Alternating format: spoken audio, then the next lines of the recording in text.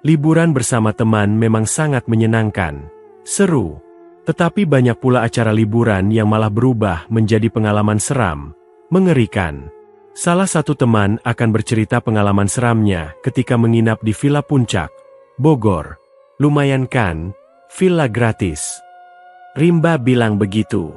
Liburnya lama pula, sedap bener. Vero tidak kalah antusiasnya. Iya, kata bokap, yang penting bisa jaga kelakuan dan kebersihan, soalnya tidak ada yang bantu-bantu, jadi kita benar-benar sendirian, ucap Deasi.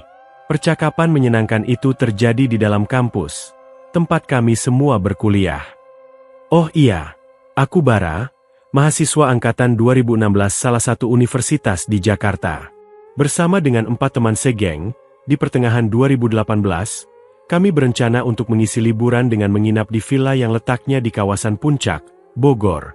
Bukan tanpa alasan kami mencetuskan ide itu. Semua karena orang tua Deasi baru saja membeli villa di Puncak. Deasi dan keluarganya juga baru sekali menginap di sana sebelumnya. Jadilah kami merasa sangat beruntung karena sudah jadi teman dekat Deasi, bisa menggunakan villa miliknya untuk liburan. Jadi berangkat kapan kita? Dari hari Rabu saja yuk. Minggunya kita balik ke Jakarta. Gimana Deas? Oke tidak? Bebas. Villanya tidak ada yang nempatin kok. Deasi menjawab pertanyaan Rimba, sambil terus memperhatikan layar ponselnya. Oh iya, tidak usah banyak orang lah. Kita-kita saja. Ribet kalau terlalu ramai. Lanjut Deasi berucap. Iyalah, kita berlima saja. Supaya bisa satu mobil saja kan? Jawabku. Ya sudah, singkat cerita, kami akhirnya memutuskan untuk menghabiskan sebagian libur kuliah dengan menginap di Villa Puncak Bogor. Rencananya hampir selama 1 minggu kami tinggal di sana. Hari yang dinanti-nanti akhirnya tiba. Aku, Deasi, Rimba, Vero, dan Farah berangkat dari rumah Deasi di kawasan Kebayoran menuju Puncak. Liburan pun dimulai. Layaknya sebagaimana liburan, suasana perjalanan sudah sangat menyenangkan. Obrolan tanpa putus diselingi canda dan tawa ramai terdengar dalam kendaraan. Aku yang di belakang kemudi juga ikut merasakan kegembiraan ini. Intinya, kami semua gembira. Iyalah, karena memang acaranya liburan kan. Mungkin hampir seluruh orang Indonesia tahu, kalau kawasan Puncak Bogor ini dikenal sebagai tempat untuk berlibur melepas penat, tempat mendapatkan udara segar pegunungan, khususnya untuk yang tinggal dan bekerja di Jakarta dan sekitarnya. Di Puncak, dengan udaranya yang sejuk, banyak berdiri villa-villa dengan berbagai ukuran. Kebanyakan memang disewakan untuk wisatawan. Disewakan untuk apa? Yaitu tadi, berlibur melepas penat, menghirup udara segar pegunungan, melarikan diri dari sesak hiruk-pikuk Jakarta. Daerah mana sih villanya Deas? Tanyaku ketika kami sudah sampai di daerah Ciawi, jam 2 siang, menjelang sore. Cisarua Bar, nanti aku kasih tahu jalannya. Ini terus saja dulu, masih jauh. Jawab Deasi. Tidak bisa dipungkiri, kawasan Puncak ini merupakan tempat menarik bagi wisatawan. Dari Ciawi, yang masih terbilang di bawah, sudah berjejer toko-toko yang menjual makanan khas Puncak, banyak resto bagus, dan warung-warung kopi, dari yang sederhana sampai yang hype juga banyak. Kawasan Puncak sudah bisa dipastikan ramai dan macet kendaraan di setiap akhir pekan. Tapi karena ini hari Rabu, jadinya lalu lintas cenderung tak terlalu ramai. Kendaraan kami melintas nyaris tanpa hambatan. Oh iya, sebelum keluar dari jalan utama untuk menuju daerah tempat villa berada, terlebih dahulu kami mampir di salah satu resto untuk makan siang. Tidak lama kami menghabiskan waktu di resto ini, sekitar setengah jam kemudian melanjutkan perjalanan lagi. Seperti yang Deasi bilang, villa yang kami tuju ini letaknya di daerah Cisarua. Deasi juga bilang, letak pastinya villa bisa dibilang letaknya di dekat kaki Gunung Pangrango, jadi sudah cukup jauh dari jalan utama Puncak. Dan benar, aku yang bertugas sebagai supir merasakan kalau jalan yang harus ditempuh menuju villa cukup jauh. Tapi walaupun begitu, perjalanannya sangat menyenangkan. Suasananya asik dengan udara yang semakin lama semakin sejuk. Karena jalan yang kami tempuh pun terus-terusan berkontur menanjak, kami terus naik ke dataran tinggi. Buset, besar banget villanya Deas. Itu ucapan pertama yang keluar dari mulut Vero, ketika kami sudah sampai di depan villa yang berpagar dan punya gerbang tinggi. Benar yang Vero bilang, villanya sudah kelihatan besar walaupun kami melihatnya masih dari luar. Sebentar, aku turun dulu, buka pagarnya. Deasi lalu turun untuk membuka pagar. Setelah pagar terbuka, aku lalu memasukkan kendaraan. Villa bertingkat yang bentuknya semi-modern walau tidak bisa dibilang bangunan baru. Halamannya luas, jarak dari gerbang depan ke villanya cukup jauh. Aku memarkirkan kendaraan persis di depan villa.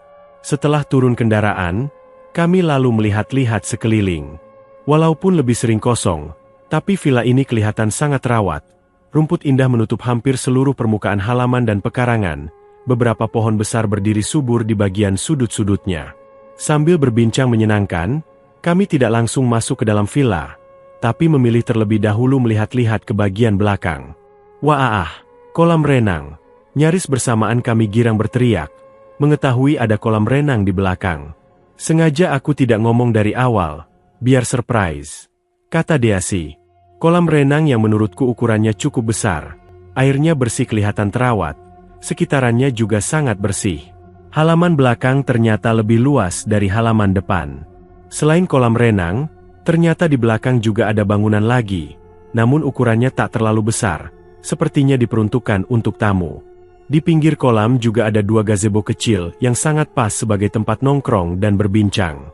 Tidak ketinggalan, pemandangan yang dimiliki juga sangat bagus. Dari villa ini kami dapat melihat indahnya Gunung Pangrango dari jarak yang cukup dekat. Pokoknya, villa besar ini sangat luas, bagus, dan indah. Sebelumnya, yang punya villa ini keluarga keturunan Belanda. Katanya sih, dari kakek nenek mereka sudah tinggal di sini. Tapi cucu-cucunya memutuskan untuk menjualnya. Jadilah bokap aku yang beli. Begitu Deasi bilang, ketika kami sedang bersantai di salah satu gazebo di belakang, pinggir kolam renang. Menghabiskan sore menikmati sejuknya udara dan indahnya pemandangan. Sudah lama kosong ya Deas. Farah yang sebelumnya lebih banyak diam, akhirnya bersuara. Katanya sih lebih sering kosong.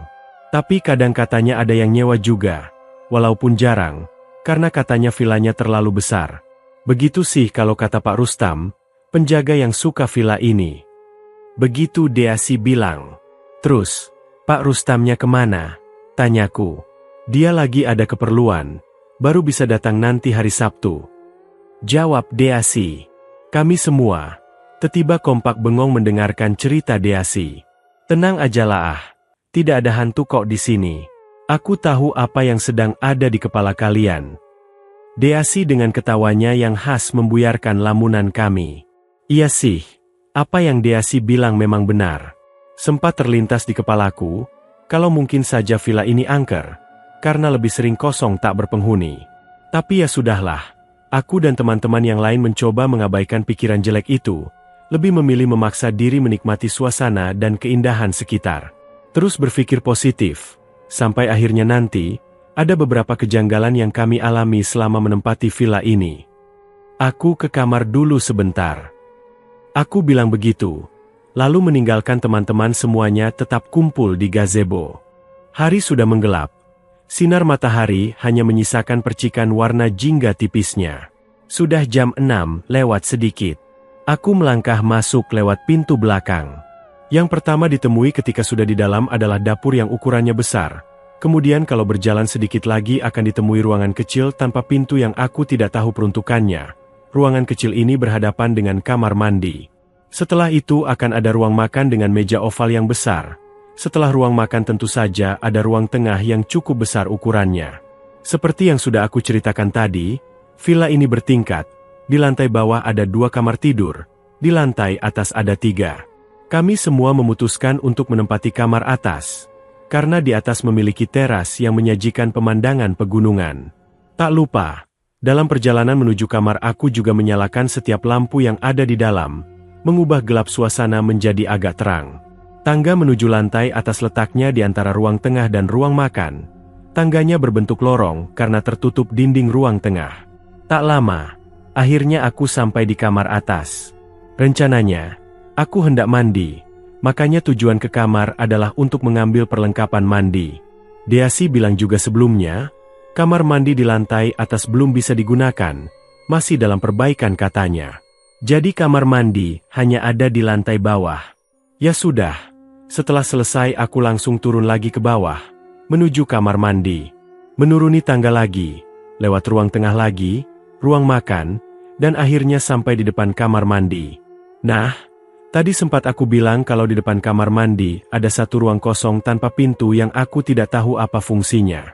Sebelum masuk ke kamar mandi, aku menghentikan langkah, karena ada yang menarik perhatian dari dalam ruangan kosong ini. Ada benda yang bentuknya cukup aneh, tergeletak di dalamnya. Ruangan masih gelap, karena memang tidak ada lampu di dalamnya, hanya mengandalkan lampu yang ada di dapur. Ya karena agak gelap itulah, jadinya pada awalnya aku jadi tidak bisa jelas melihat benda apa sebenarnya itu. Maka dari itulah akhirnya aku memutuskan untuk melangkah lebih dekat lagi, supaya bisa melihat lebih jelas, memastikan benda apa itu.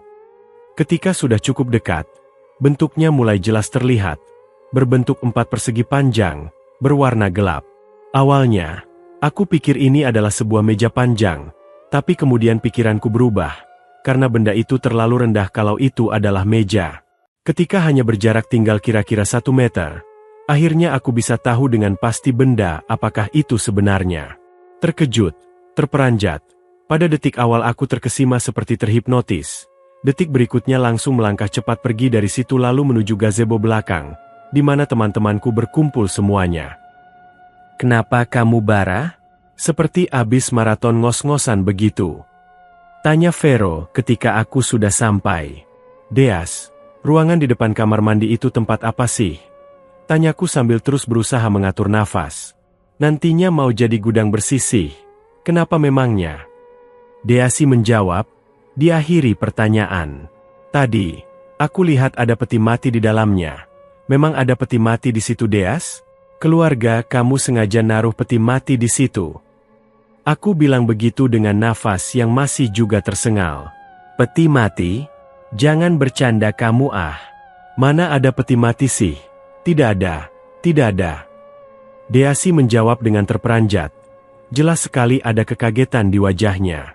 "Baru saja aku lihat peti mati di ruangan itu, Deas. Makanya aku panik dan langsung ke sini," jawabku lagi. Kemudian, tanpa dikomando, kami semua langsung bergegas masuk ke dalam villa, semua penasaran dengan omonganku. Tapi, betapa terkejutnya aku ketika sudah sampai lagi di ruangan itu. Ternyata ruangannya kosong, tidak ada barang apapun, apalagi peti mati. "Tuh kan, kamu halu nih, mana ada peti mati, orang ruangannya masih kosong begini. Ngagetin aja kamu ah bara." Dengan nada kesal Deasi bilang begitu, juga dengan teman yang lain. Aneh. Padahal jelas-jelas tadi aku melihat ada peti mati. Kenapa tiba-tiba hilang? Atau aku salah lihat? Sepertinya tidak mungkin. Aku sangat yakin karena melihatnya dari jarak yang sangat dekat. Lalu, kemana perginya peti mati itu? Sejak kejadian peti mati itu, pikiranku jadi tidak tenang. Tentu saja hal ini jadi memikirkan hal-hal aneh. "Tidak Bara, aku yakin kamu salah lihat. Memang ruangannya juga gelap kan? Sudahlah. Jangan dipikirin." Rimba lagi-lagi menegurku, mungkin karena melihat aku masih melamun. Ya sudah, setelahnya aku berusaha untuk meyakinkan diri kalau aku benar salah lihat, berusaha untuk melupakannya juga. Singkatnya, malam itu kami habiskan dengan bercengkrama di pinggir kolam hingga larut. Sekitar jam 1 lewat tengah malam, kami baru masuk ke dalam dan beristirahat. Malam itu kami lalui tanpa kendala. Sama sekali tidak ada kejadian yang mengganggu. Tidur pun terbilang nyenyak. Tapi, ada sedikit keanehan yang aku rasakan. Di dalam tidur, aku bermimpi aneh menjurus seram. Di dalam mimpi, tiba-tiba aku seperti tengah menghadiri acara duka cita. Aku duduk di dalam satu ruangan besar. Semua tamu mengenakan pakaian hitam-hitam. Ruangannya tidak terlalu terang. Suasana duka sangat terasa. Yang paling aku ingat, di bagian paling depan ruangan ternyata ada peti mati. Peti mati yang tutupnya dalam keadaan terbuka. Aku duduk tak jauh dari peti mati, jadi dapat melihat dengan jelas kalau di dalamnya ada jenazah terbaring. Aku tidak bisa melihat jelas wajahnya, yang pasti sepertinya jenazah laki-laki, karena mengenakan jas yang juga berwarna gelap. Suasana duka namun mencekam begitu terasa. Hening sama sekali tidak ada suara. Para hadirin pun tidak ada yang menangis. Wajah semuanya terdiam tanpa ekspresi, menyeramkan. Vero, kamu jangan bilang ke Deasi dan Farah ya. Aku tidak mau mereka jadi ketakutan. Tadi malam aku mimpi seram. Pagi harinya aku bilang begitu ke Vero, ketika teman-teman yang lain sedang pergi belanja keluar. Aku ceritakan semuanya, tentang mimpiku itu, mimpi yang sangat aneh. Kamu tuh ya Bar, ada-ada saja. Kemarin katanya lihat peti mati, tadi malam mimpiin peti mati, halu kamu ah. Begitu Vero bilang. Tapi ya mau gimana lagi, memang seperti itu yang terjadi. Aku jadi makin merasa kalau ada yang tidak beres dengan villa ini. Tapi kenapa cuma aku yang punya perasaan seperti ini? Sementara teman-teman lain aku lihat biasa-biasa saja, tidak merasa ada yang aneh. Hari kedua, Kamis. Kami habiskan lagi-lagi dengan bersantai, bercengkrama, berenang, pokoknya santai. Sedikit-sedikit aku dapat mulai lupa dengan kejadian yang aku alami kemarin dan malam sebelumnya, teralihkan dengan suasana menyenangkan. Akan tetapi, ternyata malam nanti akan terjadi peristiwa yang aku akan sulit untuk melupakannya. Malam pun tiba. Seperti malam sebelumnya kami menghabiskan waktu di halaman belakang, makan malam dan berbincang santai. Tapi, beda dengan teman-teman lain, sekitar jam 10 aku merasa kalau badanku tak enak, kepala agak pusing, tubuh terasa sangat lelah, lemas pokoknya. Aku kok tiba-tiba tidak enak badan ya, lemas banget. Aku rebahan dulu di kamar sebentar ya, capek banget rasanya. Aku bilang begitu. Ah cemen banget kamu Bar. Baru juga jam segini. Teman-temanku nyaris bicara sama seperti itu. Aku tak peduli. Pokoknya aku ingin istirahat. Setelah berpamitan, aku lalu masuk ke dalam villa, lalu menuju kamar atas. Sesampainya di kamar, aku langsung merebahkan diri di tempat tidur. Nah, aku terjaga hanya beberapa detik saja. Setelahnya langsung lelap tidak sadarkan diri. Aku tertidur. Entah sudah jam berapa, tetapi masih sangat gelap. Aku perlahan berangsur terbangun dari tidur. Masih dalam posisi terbaring, tapi sudah bisa melihat sekeliling. Saat itu aku perlahan sadar kalau ternyata sedang tidak berada di dalam kamar. Aku merasa kalau sedang di ruangan lain, tidak tahu ruangan mana. Yang pasti, akhirnya aku bisa merasakan kalau tidak sedang berada di atas tempat tidur. Tubuh merasakan kalau aku sedang terbaring di permukaan yang keras. Benar, ternyata aku sedang terbaring di atas lantai yang terasa dingin. Tapi di mana? Kok bisa? Perlahan aku bangkit, lalu duduk, masih belum sadar sepenuhnya, masih bertanya-tanya sedang di mana aku berada. Cukup lama aku terdiam berpikir keras, sampai akhirnya aku mendapat jawaban, di mana sedang berada. Ternyata, aku sedang berada di ruangan kosong depan kamar mandi bawah, ruangan yang pada hari pertama aku melihat ada peti mati di dalamnya. Kenapa aku bisa ada di sini? Timbul pertanyaan dalam hati. Teman-teman pada kemana? Muncul pertanyaan berikutnya. Perlahan aku mulai berdiri, lalu melangkah keluar ruangan. Villa dalam keadaan redup, hanya sebagian lampu yang menyala. Namun begitu aku masih bisa melihat cukup jelas sehingga bisa melangkah dengan pasti. Yang pertama ingin aku tuju adalah kamar atas. Karena aku pikir teman-temanku ada di situ semua. Untuk menuju tangga ke lantai atas, tentu saja aku harus menuju ruang tengah juga, karena disitulah letak tangga berada. Tapi, begitu sampai di ruang tengah, langkahku berhenti. Pada detik ini, aku tersadar kalau ternyata tidak sedang sendirian. Di ruang tengah aku melihat pemandangan aneh dan menyeramkan. Di redupnya ruangan, ternyata di situ ada banyak orang, kira-kira belasan. Semua orang duduk berbaris di kursinya masing-masing, semuanya berpakaian hitam. Ada beberapa anak kecil juga yang duduk di barisan depan. Aku masih berdiri terbengong-bengong, tidak paham apa yang sedang terjadi, mencoba menerka-nerka siapakah sebenarnya orang-orang yang sedang ada di hadapanku ini. Tapi, beberapa detik berikutnya aku baru sadar, akhirnya aku bisa mengenali kegiatan ini. Ternyata, di hadapanku ini adalah persis dengan pemandangan yang ada di dalam mimpi pada malam sebelumnya. Apalagi setelah aku menoleh ke sebelah kanan. Persis di sebelah kananku berdiri, ternyata ada peti mati yang tutupnya dalam keadaan terbuka. Yang lebih ngeri lagi, Dengan jelas aku dapat melihat ada jenazah yang sedang terbaring di dalamnya, karena jarak kami sangat dekat. Ternyata, di ruang tengah sedang ada kegiatan acara duka cita, persis seperti yang aku mimpikan sebelumnya. Aku semakin ketakutan, karena melihat para hadirin yang sedang duduk wajahnya pucat pasi tanpa ekspresi, sangat menyeramkan. Seperti tersadar, aku lalu memaksa diri melangkah mundur menjauh, ketika akhirnya melihat dari arah belakang ada sosok sedang bergerak berjalan menuju peti mati ini. Yang membuat aku panik, ternyata sosok ini bergeraknya melayang, pelan, mengerikan. Aku terus melangkah mundur menuju pintu belakang. Sesampainya di pintu belakang, aku langsung membukanya lalu lari keluar. Merogoh saku celana, ternyata ponselku masih ada. Kemudian aku mencoba menghubungi teman-temanku. "Bara, kamu di mana sih? Gila kamu ya, kami cari kamu sampai ke jalan nih." Di ujung telepon, Deasi bilang begitu. "Aku masih di villa, buruan kamu jemput aku ke sini." Jawabku kemudian. Aku lalu lari mengelilingi villa menuju gerbang depan. Tidak lama kemudian, teman-temanku datang. Kemudian aku mengajak mereka untuk jangan kembali ke villa. Ternyata masih jam 1 lewat tengah malam, akhirnya kami berhenti di salah satu warung kopi untuk berbincang. Kemudian, aku ceritakan semua yang baru saja terjadi. Tapi, menurut teman-temanku, setelah pamit untuk tidur duluan, aku malah menghilang, tidak ada di dalam villa.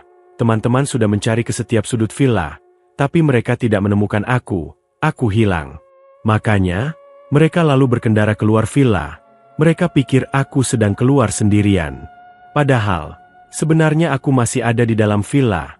Kenapa mereka tidak bisa menemukan? Tempat yang lama tidak ditinggali memang membuat sedikit horor. Jadi berhati-hatilah saat mengunjungi tempat baru, dan jangan lupa berdoa dan minta perlindungan dari Yang Maha Kuasa. Sekian cerita kali ini, semoga dapat mengisi kebutuhan horor harian kalian. Salam Dairi Mistika.